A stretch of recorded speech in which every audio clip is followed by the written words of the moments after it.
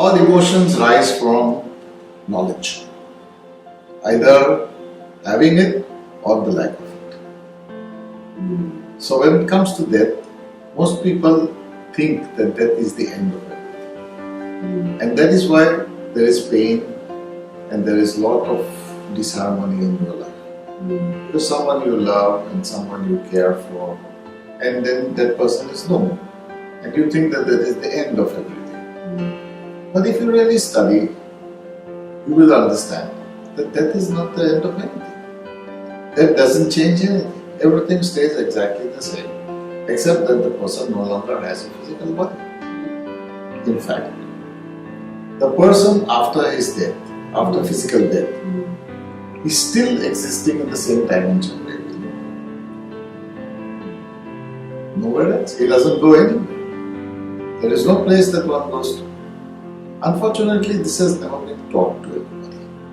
So when you come to that realization that death doesn't change anything, everything stays the same except that the person doesn't have a physical body. And most of the time, death occurs due to sickness and infirmity. Now if you love somebody and if you care for somebody, would you like that person to continue living with suffering? Definitely. So death is a good relief. In fact, death relieves the person from the physical sufferings. People in dilemma who have failed lives and who have problems and failures in their life commit suicide. Well, the morality of suicide is a different subject, but I'm saying another type of death. One death is with sickness and afflictions. The other is committing suicide. Now, if that person is not able to, with his knowledge and information and the education that he has, to deal with his failures in life, he commits suicide to relieve himself from the pain. So, do you wish that he continues to live in pain? The only problem is when somebody meets with an accident or a sudden death, like somebody is murdered or something like that. Then of course it is traumatic. It is traumatic not only to the people who is left back, but even to the soul that departs. In the other cases, the soul is happy to leave the body because it is no longer able to deal with the situation in life. So it's happy to leave. No longer there is pain, no longer there is discomfort, no longer there is illness, no longer there is sickness, no longer there is failure, no longer there is judgment from other people. But when it is a murder or if it is an accident, then of course there is a problem. The soul also is a little disturbed. But still, that is so. In all the cases anyway, nothing really changes. The soul that leaves the body ultimately stays in the same dimension in which we live. Let's get a little deeper into this subject. The first question we need to ask ourselves is, are we a soul that has a body or are we a body that has the soul? Most people believe that we are a body that has a soul. People will say, my soul, my Atma. Okay. No, it's not so. We are actually a soul that has a body. The body dies. And Janma after Janma after Janma, the soul takes different bodies. So it has to leave one body to take another body. The term we use for leaving the body is death. So if you concur with the idea that I am a soul that has a body, so it's like having to wear a new shirt, right? Yeah. Why would you want to wear the old shirt till it starts smelling and gets torn and gets tattered? No, you change the shirt. Of course you like your clothes, you keep them clean, you iron them, you keep them neat, you get them tailored fashionably. That's how you keep your body. But when it no longer is fulfilling the requirement for which it was tailored, then you discard that shirt.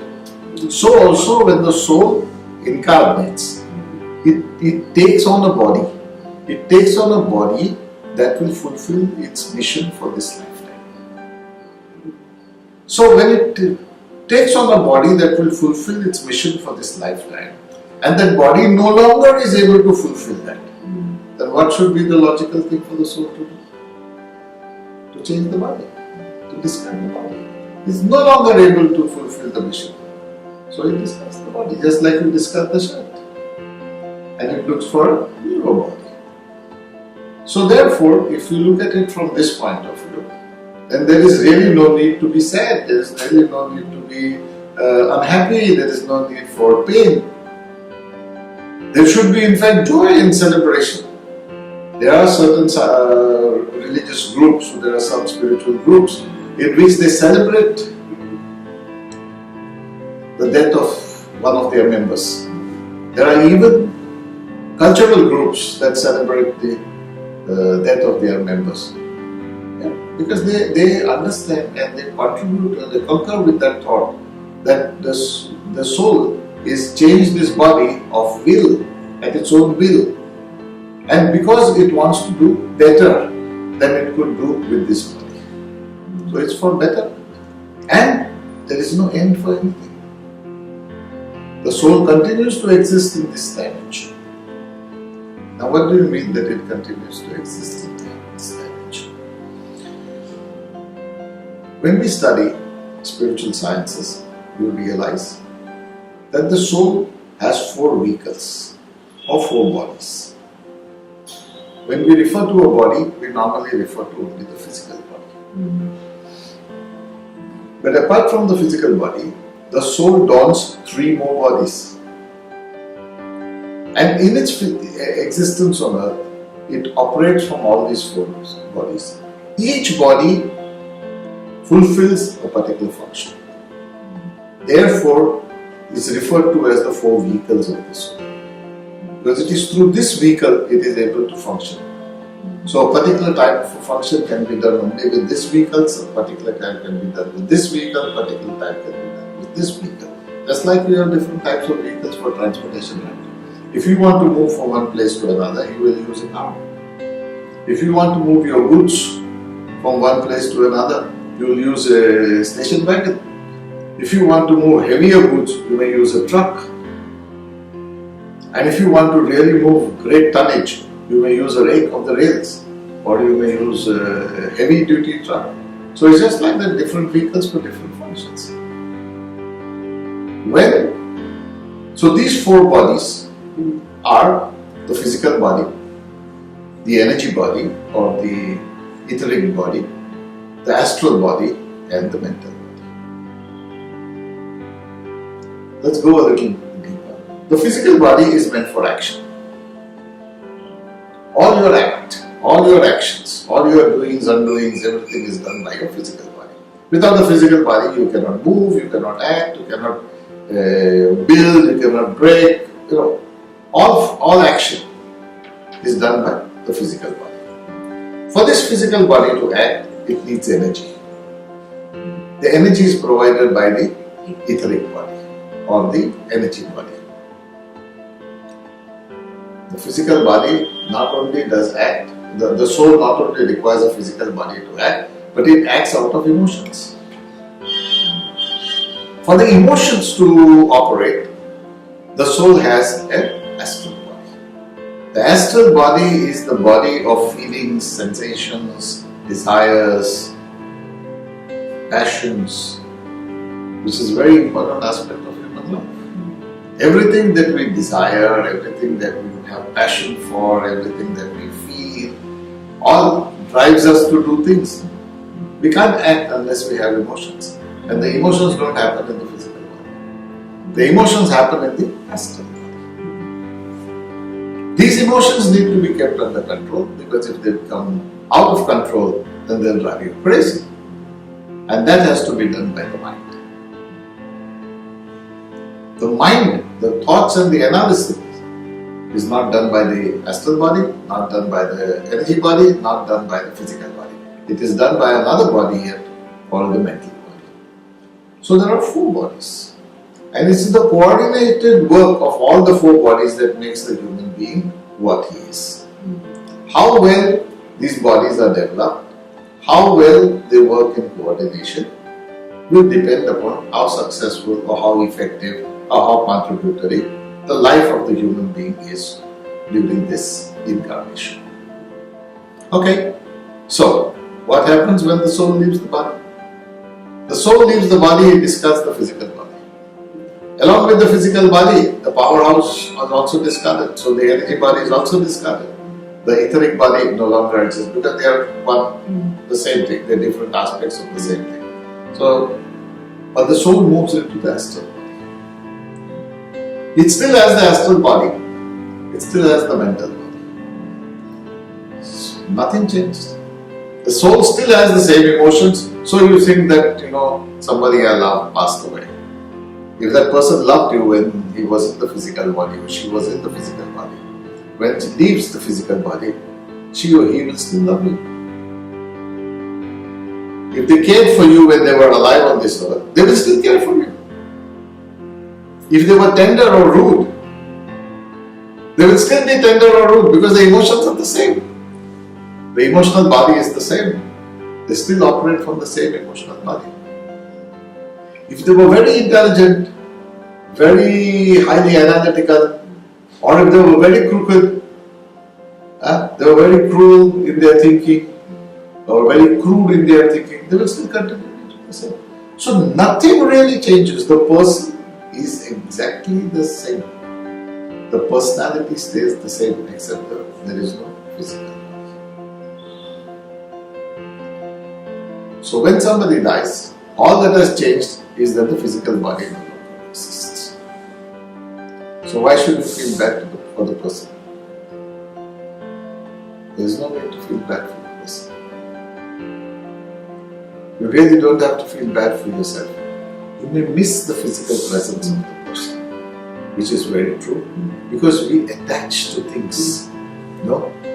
Why a person? We attach to our jewelry, we attach to our car, we attach to our house, we attach to everything. All material things we are attached to. So how much more attachment we have to a human being? Because now the emotion is also involved, the thoughts are also involved, the analysis is also involved. So our attachment is more. That attachment is because we don't understand that there is something that you can still have your attachment without the necessity of the physical body. So once you realize that, and once you reconcile to the fact, you have to reconcile to this fact. There is no choice. How much ever you grieve, or how much ever you wish, the person who has died will not come back in that same form again. That form's over. That form's dead. Once the body dies, it disintegrates. So it then goes back into the elements. So we need to reconcile, and not like how? With a defeatist attitude. We need to reconcile because we have to understand that that person has gone to a better plane. Today it does not have a physical body that is sick, that is painful, that is defunct, that is incapable of doing what it was supposed to do, or that had finished its ability to do whatever it has to do. So better that it goes, prepares itself and takes on a better body and does its works. So if you love the person, then you must wish well for the person. So you must understand that just like the soul still has affection for the people that it has left back, and it still has emotional attachment with the people who have left back. So the feelings and the emotions of the people who have left back also affects it. So when the person was in the physical body, if you grieved for that person for some reason, will that person feel bad or not? If you cry, if you are grievous, if you are filled with grief, then the person will definitely feel bad. So also it adversely affects the condition of the soul. So the more sad you are, the more you grieve, you are actually causing problem to the soul. The soul suffers because it loves you. And because it loves you, it feels, oh my God, the person is grieving. I have caused grief to that person. I should not be the cause for grief to that person. But actually, that is not the cause, because that is his journey. Eventually, our association on earth is only a temporary association. Our permanent commitment is to the progression of the soul, not to the associations on earth. The associations on earth is to facilitate learning certain things.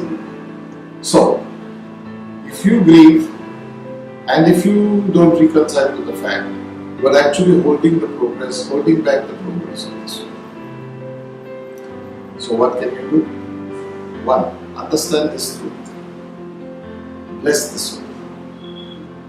So every religion has got many ritualistic practices where they do pujas and they do prayers and light candles and light deepams and send good feelings and good wishes to the soul. So that is a good practice. You need not be ritualistic. Heart of heart you can do. You can always think. So everybody who has lived on this earth has done something good and something bad. That's what you remember. So instead of remembering the bad the person did, remember the good the person did and bless them for the contribution they made to your life. That will help that soul. Because if you think of the bad, it will still affect the soul. The emotional link is still there. So think good about them, bless them for what they did. And even if you think of the bad, the naughty things they did, enjoy it. I mean, they're like among friends. You normally enjoy not only the good things, you also enjoy the naughty things that you did together. So if your thoughts of the naughty things that you have did together is bringing joy to you, do indulge in it. Do indulge in everything that you're sure that will make that soul happy. And that will help that soul to progress.